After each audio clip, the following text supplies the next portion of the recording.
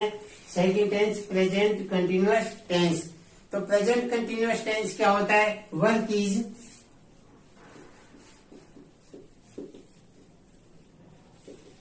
Going on the time of speaking, अर्थात work is going on the time of speaking. यह जो हमारा work है वह एक्शन कौन सा है और उसमें क्या कार्य होता है। जो कार्य प्रेजेंट में होता है या प्रेजेंट कंटिन्यूअस में होता है उसमें कौन कौन से सेंटेंस आते हैं। हमने अभी पढ़ा था प्रेजेंट सिंपल टेंस, अब पढ़ रहे हैं हम present continuous tense.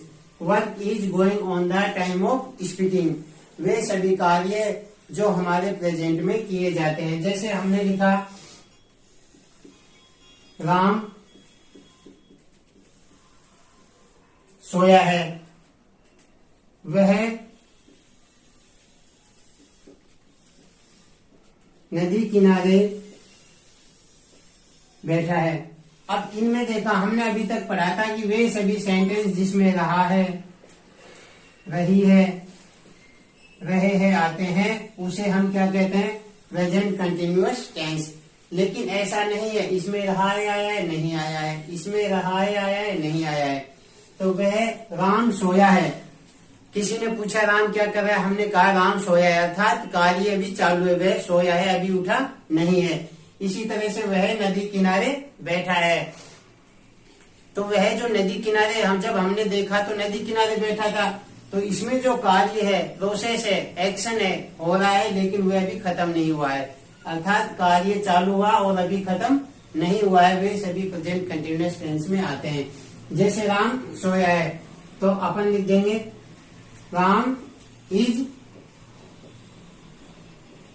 Sleeping. Ram सोया है, राम इज स्लीपिंग। वह नदी किनारे बैठा है, तो वह नदी किनारे बैठा है, तो ही इज स्टैंडिंग। खड़ा है, बैठा है तो सिटिंग।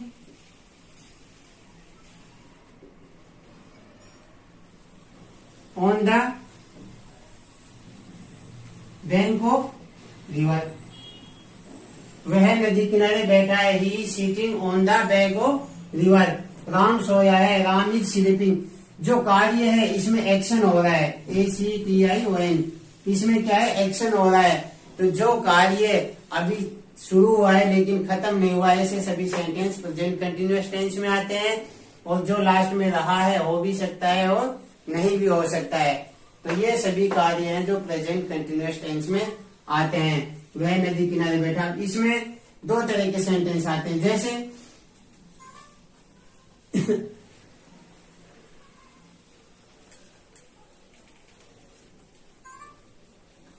तो हमने देखा कि work is going on time of speaking, वह होता है हमारा प्रेजेंट कॉन्टिन्यूअस टेंस।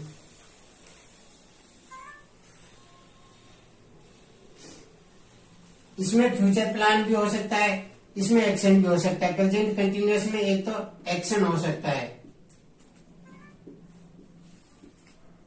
दूसरा हो सकता है future plan.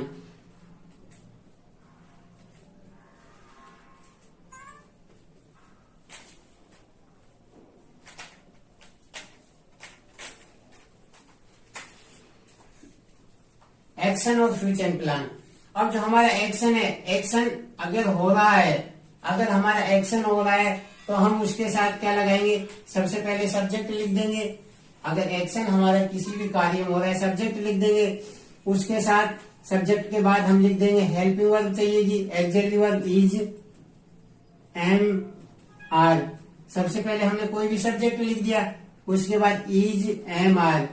Is, am, are के बाद हम वर्ब की फोर्थ फॉर्म लिख देंगे और उसके बाद हम अदर वर्ड लिख देंगे।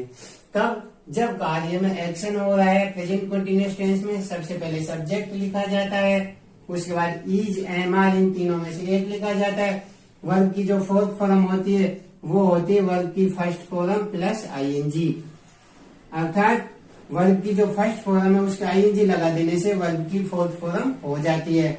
और लास्ट में लिख देंगे अदर वर्ड एक्शन। जैसे हमने देखा कि अभी सेंटेंस पढ़ा था, सीता सोई है, वह खेल रहा है। अब हमने लिखा वह खेल रहा है, वह खेल रहा है। तो क्या हो जाएगा इसका, वह तो सबसे पहले सब्जेक्ट लिख देंगे ही के साथ क्या आ जाएगा इज, और खेल रहा है तो प्लेइंग, ही इज प्लेइंग। तो इसमें क्या हो रहा है, एक्शन हो रहा है, खेलने का कार्य हो रहा है, कोई वर्क हो रहा है, और वर्क है जो कंटिन्यूअस है, तो वह खेल रहा है, ही इज प्लेइंग। तो एक्शन वाले कार्य में सबसे पहले सब्जेक्ट लिखा जाता है, उसके बाद इज एम आर लिखा जाता है, वर्ब की फोर्थ फॉर्म लिखी जाती है, उसके बाद अदर वर्ड या ऑब्जेक्ट लिखा जाता है। वर्ब की जो फोर्थ फॉर्म होती है, वर्ब की फोर्थ फॉर्म को हम बोलते हैं, कोई भी फर्स्ट फॉर्म के साथ आईएनजी जोड़ देने से वर्ब की फोर्थ फॉर्म बन जाती है। देखिए अब जो इज है, इज का प्रयोग हम किसके साथ करते हैं, सब्जेक्ट के साथ। अगर हमारा सिंगुलर सब्जेक्ट है, एक ही सब्जेक्ट है, उसमें कोई भी हो सकता है, ही भी हो सकता है, सी भी हो सकता है, राम भी हो सकता है, अनिल भी हो सकता है। तो जो भी हमारे एक ही सब्जेक्ट है सिंगुलर, उनके साथ हम प्रयोग करते हैं इज का। आर का प्रयोग किसके साथ करते हैं, प्लूरल सब्जेक्ट के साथ। अगर हमारा सब्जेक्ट एक से ज्यादा है, जैसे वी है, यू है, दे है, इन सभी के साथ हम किसका प्रयोग करेंगे, आर का प्रयोग करेंगे। और जो एम का प्रयोग होता है वो किसके साथ किया जाता है, आई के साथ। I am playing, we are playing, he is playing. तो इज का प्रयोग सिंगुलर सब्जेक्ट के साथ, एम का प्रयोग आई के साथ, आर का प्रयोग प्लूरल सब्जेक्ट के साथ किया जाता है। फर्स्ट फॉर्म के आईएनजी लगाने से वर्ब की फोर्थ फॉर्म बन जाती है।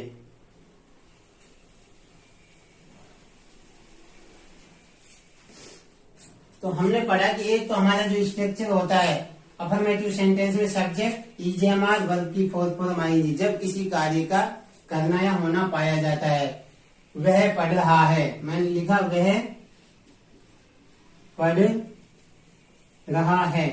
अब यह कार्य जो वह पढ़ रहा है, इसमें कार्य हो रहा है, तो इसमें वह क्या आ जाएगा, सब्जेक्ट ही के साथ क्या आ जाएगा, इज, पढ़ना, रीडिंग।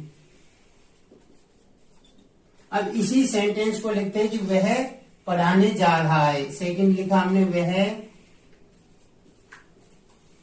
पढ़ाने जा रहा है। देखिए दोनों सेंटेंस में अंतर है, वह पढ़ रहा है, ही इज रीडिंग, और वह पढ़ाने जा रहा है। अब इसमें जो फ्यूचर प्लानिंग है, इसमें क्या है हमारे फ्यूचर प्लानिंग। जब हम प्रेजेंट में कोई भी फ्यूचर का प्लान करते हैं और कार्य शुरू हो गया, लेकिन यहाँ से कार्य शुरू हुआ लेकिन अभी खत्म नहीं हुआ है, तो यह जो हम प्लान कर रहे हैं वो क्या कर रहे हैं, फ्यूचर प्लानिंग। वह पढ़ाने जा रहा है, तो इसका स्ट्रक्चर अलग होगा। इसका स्ट्रक्चर हो जाएगा हमारा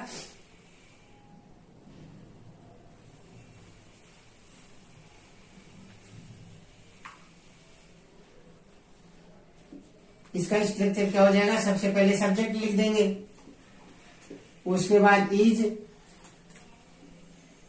एम आर, उसके बाद गोइंग टू, उसके बाद वर्ब की फर्स्ट फॉर्म, उसके बाद अदर वर्ड या ऑब्जेक्ट। अब जो हमारा फ्यूचर प्लान है, फ्यूचर प्लान में हमेशा हमारे सब्जेक्ट का प्रयोग किया जाता है, इज एम आर का प्रयोग किया जाता है, गोइंग टू का प्रयोग किया जाता है, गोइंग टू के साथ वर्ब की फर्स्ट फॉर्म और अदर वर्ड। जब हम कोई भी कार्य प्लान करते हैं फ्यूचर का, तो वह भी प्रेजेंट कंटिन्यूअस टेंस में आता है। जैसे लिखा वह पढ़ाने जा रहा है, तो वह पढ़ाने जा रहा है, तो सबसे पहले क्या लिख देंगे, सब्जेक्ट। सब्जेक्ट हो जाएगा ही के साथ क्या आता है, इज। लेकिन अब इसमें हम किसका प्रयोग करेंगे, गोइंग ऑन का, ही is going on. Going on क्या कर रहा है, पढ़ाने जा रहा है, तो वर्ब की first form teach. He is going on, he is going to teach. वह खेलने जा रहा है, वह खेलने जा रहा है, क्या हो जाएगा, he is going to play. वह खेलने जा रहा है, he is going to play. वह नहाने जा रहा है, he is going to bath. वह सोने जा रहा है, he is going to sleep.